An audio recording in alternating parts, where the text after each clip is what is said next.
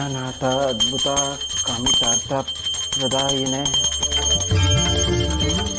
ಕಲ್ಯಾಣಾದ್ಭುತ ಗಾತ್ರಾಯ ಕಾಮಿತಾರ್ಥ ಪ್ರದಾಯಿನೇ ಶ್ರೀಮದ್ ವೆಂಕಟನಾಥಾಯ ಶ್ರೀನಿವಾಸಾಯ ತೇ ನಮಃ. ಪ್ರಾತರ್ನಮಾಮಿ ಪರಮಾತ್ಮ ಪದಾರವಿಂದಂ ಆನಂದ ಸಾಂದ್ರ ನಿಲಯಂ ಮಣಿನೂಪುರಾಢ್ಯಂ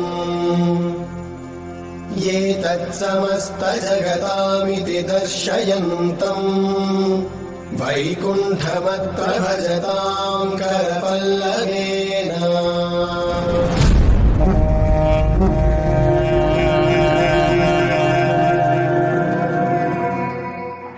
ಹೇಳಿದಿಲ್ಲ ನೆನಪಿದೆ ಅಲ್ವಾ? ಹ್ಞೂ ಆಚಾರ್ಯರೇ. ಚೆನ್ನಾಗಿ ಆರ್ಭಟಿಸ್ಬೇಕು. ಸರಿ ಆಚಾರ್ಯರೇ. ನೀನು ಬಿಡು, ಮಹಾನಟ. ನಿಮ್ಮಷ್ಟಿಲ್ಲ ಬಿಡಿ. ಅಣ್ಣ, ಯಾಕಣ್ಣ ಆತಂಕದಲ್ಲೇ ಪೂಜೆ ಮಾಡ್ತಿದ್ಯಾ? ಗಜೇಂದ್ರಾಚಾರ್ಯರು ಗುರುರಾಜ ಗುರುರಾಜ ಆಯ್ತಾ? ನಿಮ್ಮ ತಂದೆ ಸಾಲ ತೀರಿದೆ ಹೇಳಪ್ಪ. ಕೂತ್ಕೊಳ್ಳಿ. ಇಷ್ಟು ಬೇಗ ಹೋದ್ರೆ ಹೇಗೆ ಆಚಾರ್ಯರೇ?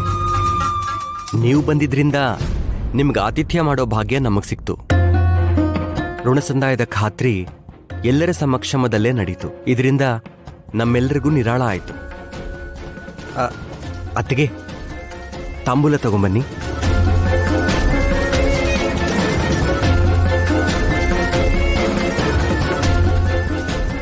ಆಚಾರ್ಯರೇ, ಸುಳ್ಳು ಬಯಲಾಗಿದೆ. ಈಗ ಬಾಗ್ಲಾಕಿ ದೊಣ್ಣೆಲ್ಲಿ ಏನಾದರೂ ಬಡಿತಾರ? ನೀನೀಗ ಸುಮ್ಮನಿರ್ಲಿಲ್ಲ ಅಂದ್ರೆ ನಾನೇ ಬಡಿತೀನಿ.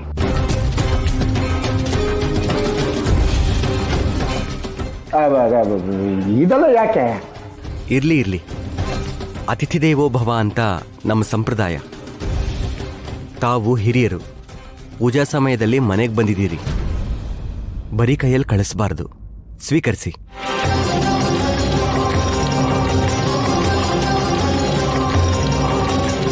ಬಹಳ ಚೆನ್ನಾಗಾಯ್ತು ಉಪಚಾರ. ಇದೆಲ್ಲಪ್ಪ, ಬರ್ತೀವಪ್ಪ.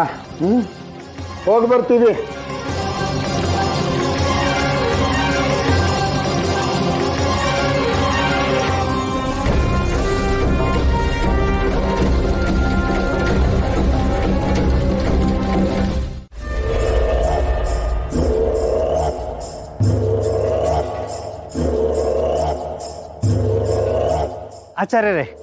ಆಚಾರ್ಯರೇ, ಏನೇ ಹೇಳಿ ಆಚಾರ್ಯರೇ, ನಾವು ಮೋಸ ಮಾಡಕ್ ಬಂದಿದೀವಿ ಅಂತ ಗೊತ್ತಿದ್ರು ಮರ್ಯಾದೆಯಿಂದ ತಾಂಬೂಲ ಕೊಟ್ಟು ಕಳ್ಸಿದ್ರಲ್ಲ ಈ ಮನೆಯವರು. ಆಚಾರ್ಯರೇ, ಸಂಸ್ಕಾರವಂತರು. ನಾನಿಲ್ಲಿ ಸಂಸ್ಕಾರ ಮಾಡೋದಕ್ಕೆ ಕಾಯ್ತಾ ಇದ್ದೀನಿ. ಸಂಸ್ಕಾರವಂತರು. ಆಚಾರ್ಯರೇ, ಮರ್ಯಾದೆಗೆ ಕೊಟ್ಟಿದ್ದು ಈ ತರ ಬಿಸಾಡೋದು ತಪ್ಪಲ್ವಾ? ಇದು ಮರ್ಯಾದೆ ಅಲ್ವೋ, ಅಯೋಗ್ಯ, ಅವಮಾನ. ಹೊಟ್ಟೆಯಲ್ಲಿ ಸುತ್ತು ಹೊಡೆಯೋದು ಅಂತಾರಲ್ಲ ಹಾಗೆ. ಇವನು ಸಾಮಾನ್ಯದವನಲ್ಲ, ಪ್ರಚಂಡ, ಪ್ರಳಯಾಂತಕ. ಇವನ ಬಗ್ಗೆ ತುಂಬಾ ಹುಷಾರಾಗಿರ್ಬೇಕು. ಅಯ್ಯೋ, ಅದ್ ಬಿಡಿ, ನನ್ನ ವಿಚಾರ ಮಾತಾಡಿ. ರಾಜಿಗೂ ನಂಗೂ ಮದುವೆ ಮಾಡಿಸ್ತೀನಿ ಅಂದ್ರಲ್ಲ, ಯಾವಾಗ ಮಾಡಿಸ್ತೀರಾ? ಲೋ ಮುಠಾಳ, ಶಾಸ್ತ್ರ, ಸಂಪ್ರದಾಯ, ಧರ್ಮ ಸೂಕ್ಷ್ಮಗಳನ್ನ ಎದುರು ಹಾಕೊಂಡ್ರೂ ಪರವಾಗಿಲ್ಲ, ನಾನು ನಿನ್ನ ಮದುವೆ ಮಾಡಿಸ್ತೀನಿ ಅಂತ ನಾನು ನಿನಗೆ ಹೇಳಿದ್ದೆ ನನ್ನ ಕೆಲಸ ಆಗ್ಲಿ ಅಂತ. ಒಂದ್ ವೇಳೆ ನನ್ನ ಕೆಲಸ ಆಗಿದ್ದಿದ್ರೆ ಆಗ್ಲೂ ನಿನ್ನ ಮದುವೆ ಮಾಡಿಸ್ತಾ ಇರ್ಲಿಲ್ಲ. ಧರ್ಮನ ಎದುರು ಹಾಕೊಳ್ಳೋಕೆ ನಾನೇ ನಿನ್ನ ಹಾಗೆ ದಡ್ಡಾನ? ನಾನಿಲ್ಲಿ ಅವಮಾನದಿಂದ ಸೋತು ಕುದಿತಾ ಇದ್ದೀನಿ. ಮದುವೆ ಅಂತೆ ಮದುವೆ. ನೀನು ನನ್ನ ಕೆಲಸಕ್ಕಾಗಬೇಕು ಅಂತ ನಾನು ನಿನ್ನ ಉಪಯೋಗಿಸ್ಕೊಂಡಿದ್ದು. ನಿನ್ನ ಕೆಲಸಕ್ಕೆ ನಾನಾಗೋಕಲ್ಲ. ಒಟ್ಟಿನಲ್ಲಿ ಆ ಗಜೇಂದ್ರಾಚಾರ್ಯರಿಗೆ ಸರಿಯಾಗಿ ಬುದ್ಧಿ ಕಳಿಸ್ತೇವೆ ವೆಂಕಟನಾಥ. ನಾನೆಲ್ಲೋ ನಿನ್ನ ಹತ್ರ ದುಡ್ಡಿದೆ, ಸಾಲ ತೀರ್ಸೇ ಬಿಡ್ತೀಯ ಅನ್ಕೊಂಡಿದ್ದೆ. ಮರ್ಯಾದೆ ಮಾಡ್ತೀನಿ ಅಂತ ಎಷ್ಟು ನಾಚೂಕಾಗ ಒಂದು ಮರ್ಯಾದೆ ತೆಗೆದ್ಯೋ. ಇಷ್ಟೊಂದು ತಂತ್ರಗಾರಿಕೆ ಎಲ್ಲಿಂದ ಕಲ್ತೀಯೋ ವೆಂಕಟನಾಥ? ಅಮ್ಮ, ಮುಳ್ಳನ್ನ ಮುಳ್ಳಿಂದನೇ ತೆಗಿಬೇಕು ಅಂತ ನಮ್ಮ ಹಿರಿಯರು ಸುಮ್ಮನೆ ಗಾದೆ ಮಾಡಿಲ್ಲ. ಅದನ್ನ ಅರ್ಥ ಮಾಡಿಕೊಂಡು ಅನುಸರಿಸಬೇಕು. ನಾನೀಗ ಗಾದೆ ಬಗ್ಗೆ ಯೋಚನೆ ಮಾಡಬೇಕಾದ್ರೆ ಯೋಗೇಂದ್ರಾಚಾರ್ಯರು ನೆನಪಾದ್ರು. ಯೋಗೇಂದ್ರಾಚಾರ್ಯರ? ಹೌದು. ಯಾಕೆ? ಅಣ್ಣ, ಕೆಲವೊಂದ್ಸಲ ಪ್ರಶ್ನೆ ಒಳಗೇನೆ ಉತ್ತರ ಇರುತ್ತೆ. ಯೋಗೇಂದ್ರಾಚಾರ್ಯರ ಆರೋಗ್ಯ ಹದಗೆಟ್ಟು ಹಾಸಿಗೆ ಹಿಡಿದಿದ್ದಾರೆ. ಪಾಪ, ಅವ್ರ ಮನೆಯವ್ರು ಯಾರೂ ಅವರನ್ನ ಸರಿಯಾಗಿ ನೋಡ್ಕೋತಾ ಇಲ್ಲ. ಈ ವಿಷಯ ನನಗೆ ಗೊತ್ತಾಯ್ತು. ಹಾಗಾಗಿ ಅವ್ರ ಮನೆಗೆ ಹೋದೆ.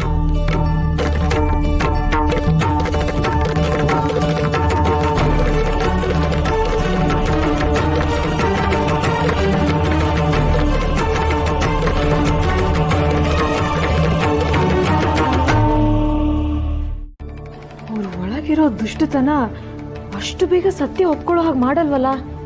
ಆದ್ರೂ ಒಪ್ಕೊಂಡಿದ್ದಾರೆ ಅಂದ್ರೆ ಆಶ್ಚರ್ಯನೇ. ಅಮ್ಮ, ಆಸೆ ಮೋಹ ಇರೋ ಮನುಷ್ಯ ಎಷ್ಟೇ ದುಷ್ಟನಾದ್ರೂ ಸಾವು ಹತ್ರ ಬಂದಾಗ ಹೆದರ್ಲೇಬೇಕು.